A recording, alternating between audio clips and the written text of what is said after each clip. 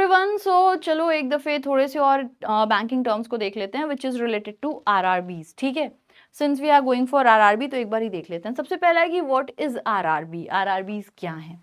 ठीक है, तो when we talk about RRBs these are regional rural banks. ठीक है, क्या होते हैं ये होते हैं आपके रीजनल रूरल बैंक्स। ओके, अब ये जो रीजनल रूरल बैंक्स होते हैं इनको इसलिए ही बनाया गया था ताकि ये ग्रामीण क्षेत्र में रह के और वहाँ के लोगों को प्रॉपर बढ़िया बैंकिंग की सर्विस दे सके। तो क्या बाकी बैंक्स नहीं थे? बेशक थे, लेकिन बाकी बैंक्स हर एक क्षेत्र में काम कर रहे थे। शहर वहर में भी थे क्योंकि वहाँ पे भी तो है ना, बड़े बड़े लोग हैं, बिजनेस हैं, लोग हैं जो कमा रहे हैं, वहाँ पे भी थे।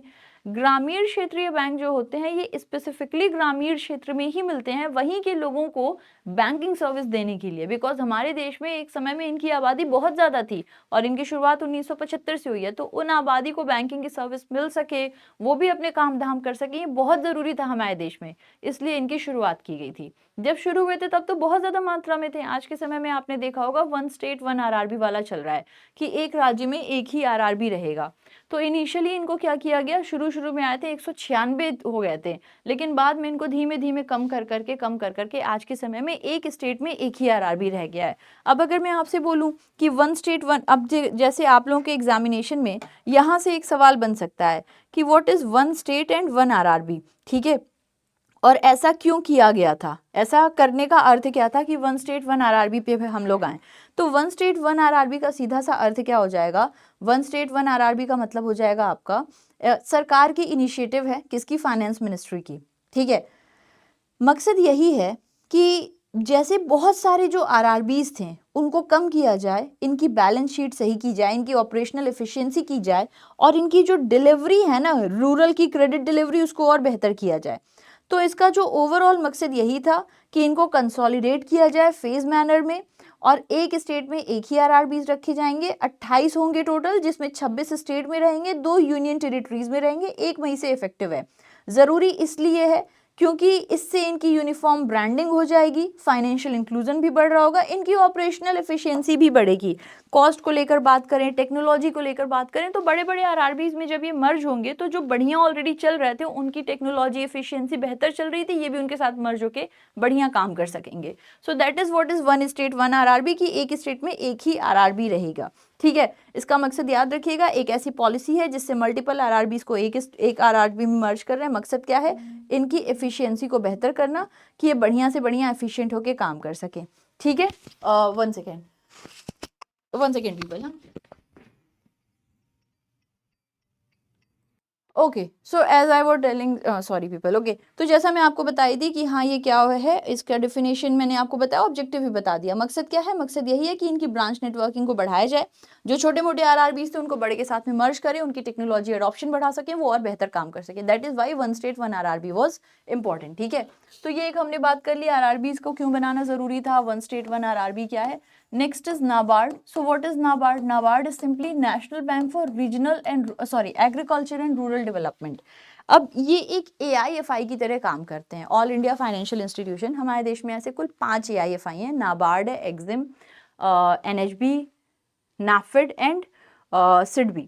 NAFED का नेम चेंज करके अभी इंफ्रास्ट्रक्चर डेवलपमेंट बैंक करा जाएगा। ठीक है, खैर, सो ये एक अलग बात हो गई। इसमें से जो नाबार्ड है, इसका काम होता है कि अपने देश में जो एग्रीकल्चर और रूरल सेक्टर में जो भी लोग हैं उनको अपलिफ्ट किया जाए। अब since it is working an AIFI, कोई भी AIFI खुद कभी भी जाकर लोगों तक नहीं कनेक्ट करता है लोन देने के लिए, वो हमेशा किसी कॉमर्शियल बैंक्स के थ्रू करता है। तो नाबार्ड भी हमेशा आरआरबीज और कोऑपरेटिव बैंक्स के माध्यम से हम तक लोन पहुंचाता है, हम तक लोन की डिलीवरी पूरी कराता है। This is what RRBs does. ठीक है, नाबार्ड डज।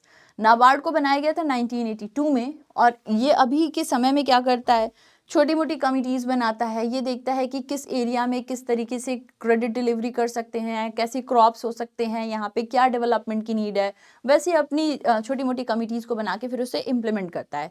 नाबार्ड का एक और भी काम होता है, ये RBI की मदद करता है हमारे देश के, जैसे वन स्टेट वन आरआरबी है, यहाँ पे नाबार्ड का बहुत बड़ा रोल रहा है। RBI को, डिपार्टमेंट ऑफ फाइनेंशियल सर्विसेज, इन्हें ये बताए हैं कि कैसे कैसे आरआरबीज को किस में मर्ज कर सकते हैं, क्या बेनिफिशियल होगा। तो जो आरआरबीज हैं, जो कोऑपरेटिव बैंक्स हैं, इनके सुपरविजन में भी नाबार्ड का बहुत बड़ा रोल रहता है।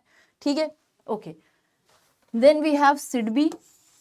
SIDBI is small industries development bank of India. ये हमारे देश में जो स्मॉल इंडस्ट्रीज, जो स्मॉल बिजनेसमैन होते हैं ना, उनको डेवलप करने का काम करती है, कि उनको लोन वगैरह प्रोवाइड करेंगे। अच्छा, ये भी चूंकि एक AIFI है तो खुद से नहीं लोन देते हैं, हमेशा किसी कमर्शियल बैंक के माध्यम से देते हैं, तो उन लोगों तक लोन वगैरह प्रोवाइड कराने का काम करते हैं कि उनको लोन मिल जाए। पॉलिसीज ऐसे लाते हैं कि उनका बिजनेस अच्छा चल सके। अगर कभी कोई दिक्कत होती है तो उन लोगों को जो है कैसे इनके लिए हम लोग क्रेडिट गारंटी ला सकते हैं सरकार के साथ मिलकर के, ये सारे काम आपकी सिडबी कर रही होती है। ठीक है, MSMEs को देख लीजिएगा कि MSMEs की क्या लिमिट होती है, क्योंकि MSMEs क्या होते हैं, माइक्रो स्मॉल मीडियम इंटरप्राइजेस। ये क्या काम करते हैं, मतलब होते तो ये लोग वही है ना, इंडस्ट्रियलिस्ट ही तो होते हैं, लेकिन छोटे लेवल पे अपने काम को करते हैं। तो एक बार लिमिट देख लीजिएगा सरकार की कौन कौन सी योजना है इनको अपलिफ्ट करने में। बाकी कुछ सरकारी योजना जैसे ग्राम सड़क योजना, कृषि सिंचाई योजना हो गई आप लोगों की,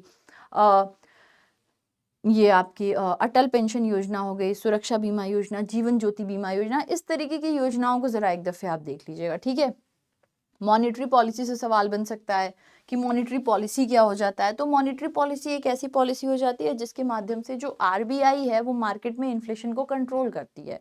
ओके, बाकी मैंने आपको रेपो रेट वगैरह ऑलरेडी जहां तक बता रखा है। ठीक है, तो ये कुछ चीज़ें हैं जो आप देख लीजिएगा। अगर आप लोगों को थोड़ा सा डिटेल में जानना है मॉनेटरी पॉलिसी, तो आप लोग यूट्यूब पे सर्च कर सकते हो, Sushmita ma'am monetary policy 15 minute video आपको मिल जाएगी। वहाँ पे मैंने आपको मॉनेटरी पॉलिसी पूरा डिटेल में 15 मिनट में समझाया है। आप उसको फास्ट फॉरवर्ड करके 7-8 मिनट में भी खत्म कर सकते हो इंटरव्यू के पहले, ताकि आपको एक आइडिया मिल जाए। सो आई होप ये आप लोगों के लिए यूजफुल हो, बेनिफिशियल हो। हम फिर मुलाकात करेंगे and good luck for your interview. Current affairs के ऐसे टॉपिक्स भी मैं आपके साथ जल्द ही डिस्कस करूंगी।